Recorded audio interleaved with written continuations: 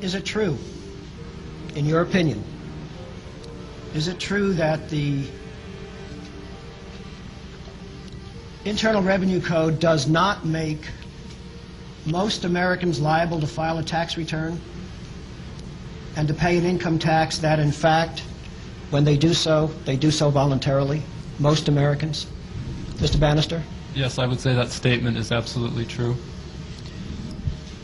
Mr. Turner? Yes, I agree, and it was one of the major reasons that caused me to have to resign from IRS. Mr. Beecraft? Well, I'll give you a legal answer. The government says those who are required to file a return are those that are liable. The sections that we have covered today, previously, you read 6001, 6011, those are the general rules regarding the filing of returns. Those statutes use the word liable. And then if you engage in a search for who's liable for the income tax under Subtitle A, sections 1 through whatever the end is, 1473, it varies from year to year. The only section that you will find in reference to someone liable, using the words of the government, are the withholding agents at 1461, withholding agents for non-resident aliens and foreign corporations. Those are the only ones that are specifically statutorily made liable. Does that answer your question?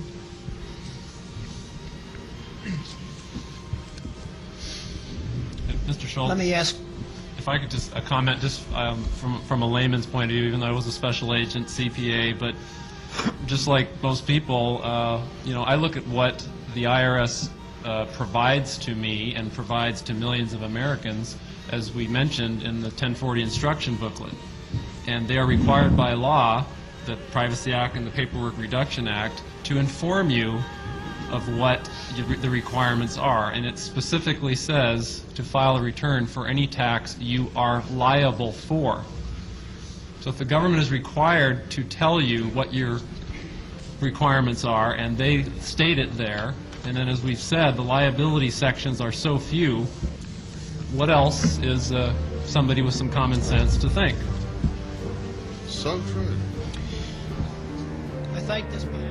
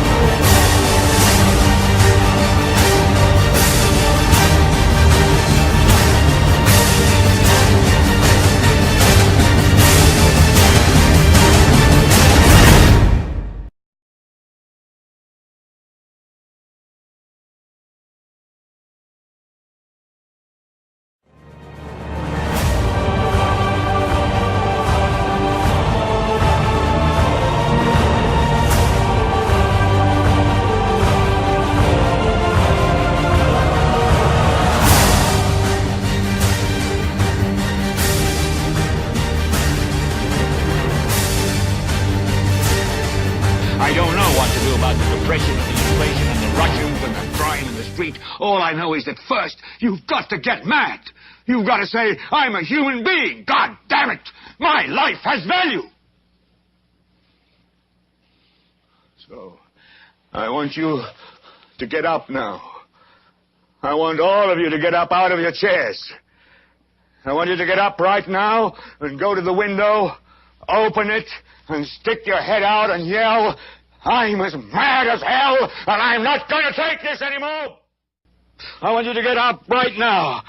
Get up, go to your windows, open them, and stick your head out and yell, I'm as mad as hell, and I'm not going to take this anymore. Then we'll figure out what to do about the depression and the inflation and the oil prices. But first, get up out of your chair, open the window, stick your head out and yell, and say, I'm as mad as hell, and I'm not going to take this anymore.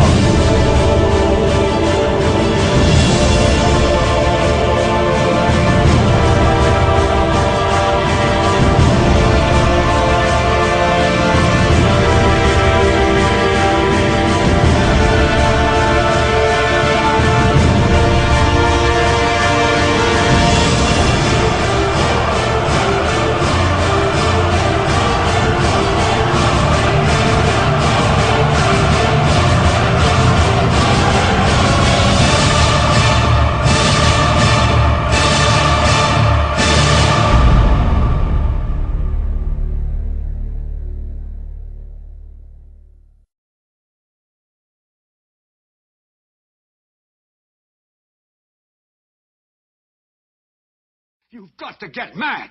You've got to say, I'm a human being. God damn it. My life has value.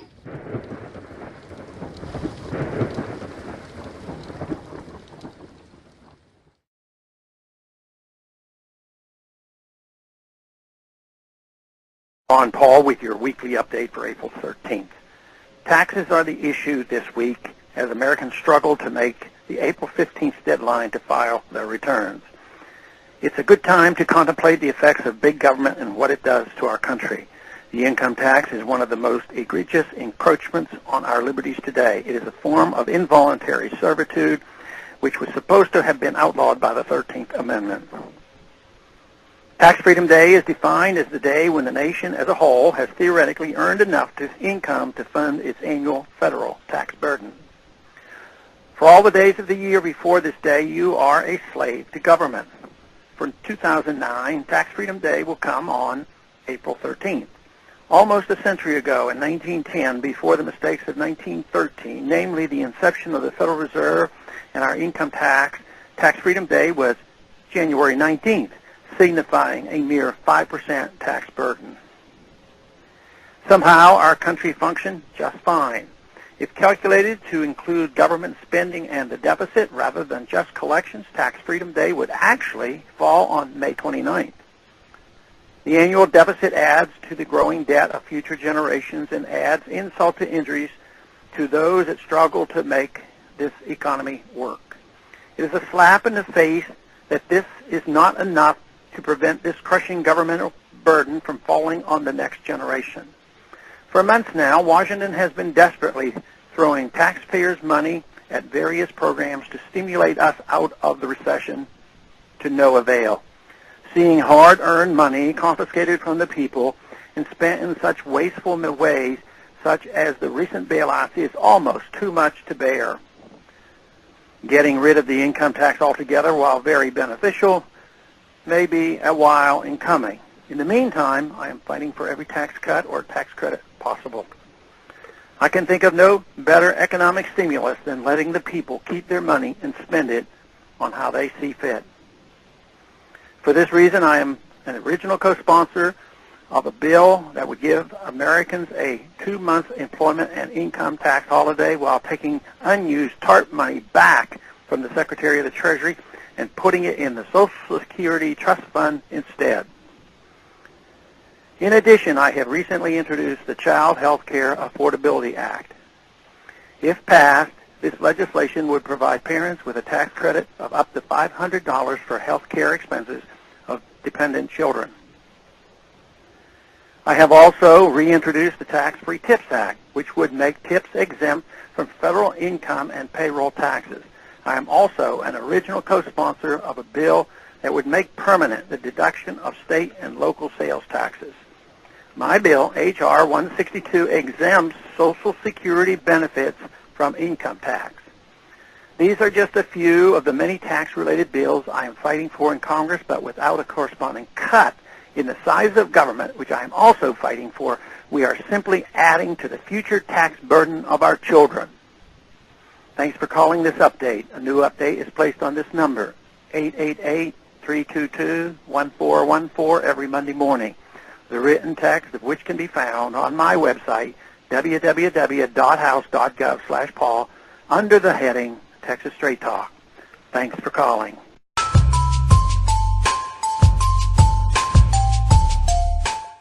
Each year, the IRS and the Fed fraudulently take possession of billions upon billions of Americans' income, often harassing and even imprisoning those citizens who refuse to comply. The special interests that control these institutions have used misleading information, complex statutory laws, and intimidation to scare us into thinking we are powerless to stop this fraud. The process that got us into this mess has taken place over several generations and has been institutionalized to the point that we take it for granted that we should pay tax on our income to the federal government. But that simply is not true.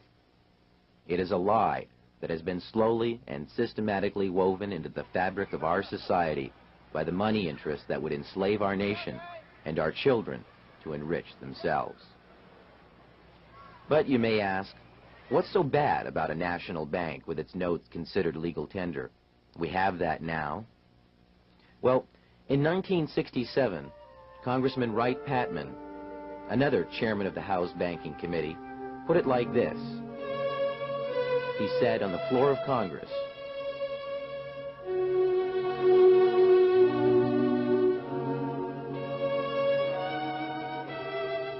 "In the United States today, we have in effect two governments.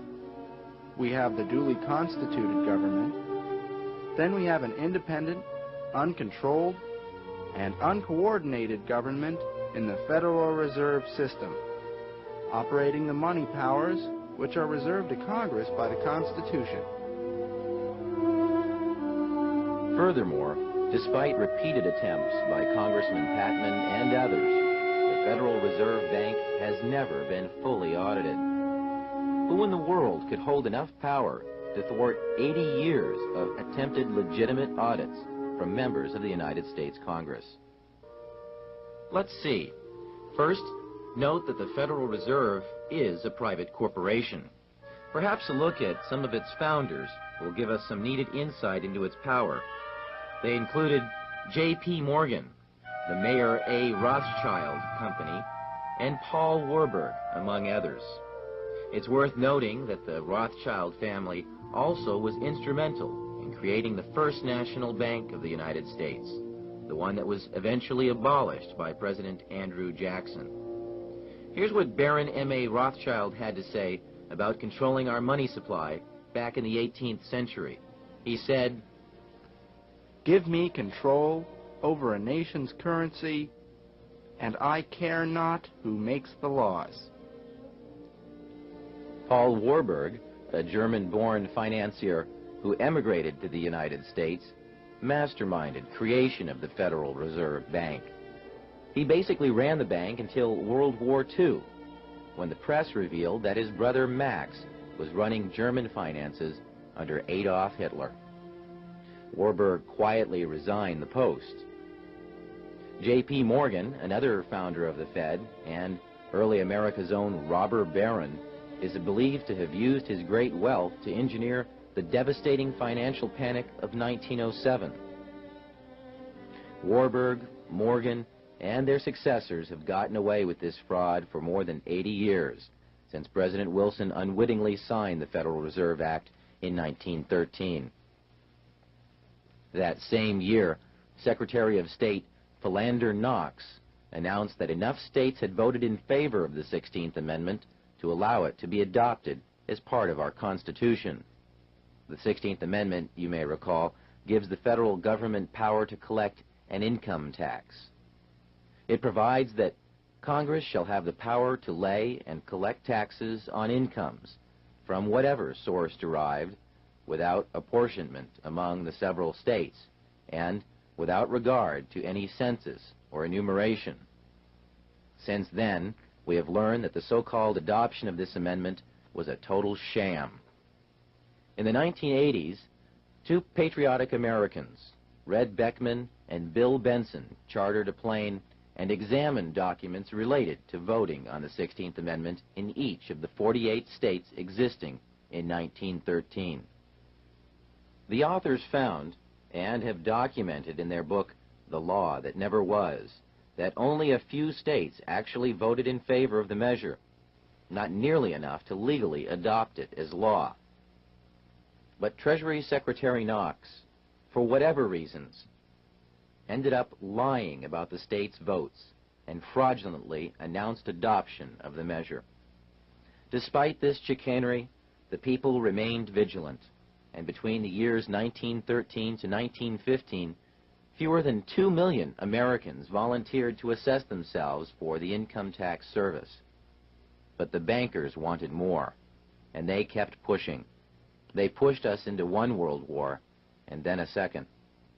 By 1933, they either had intimidated or bought off enough members of the government to get their collection arm, the Internal Revenue Service, a monopoly to collect income taxes from the American people. It is clear to all taxpayers that the function of the IRS is to administer collection of a progressive or graduated income tax. Does this sound familiar? Perhaps a paraphrase of the 16th Amendment or a part of the IRS code? Sure it does. It is also the second plank of the Communist Manifesto, a heavy, progressive, or graduated income tax. Isn't it rather frightening that one of the central tenets of communism has come to play such a pivotal role in how our country is run? Well, it gets worse.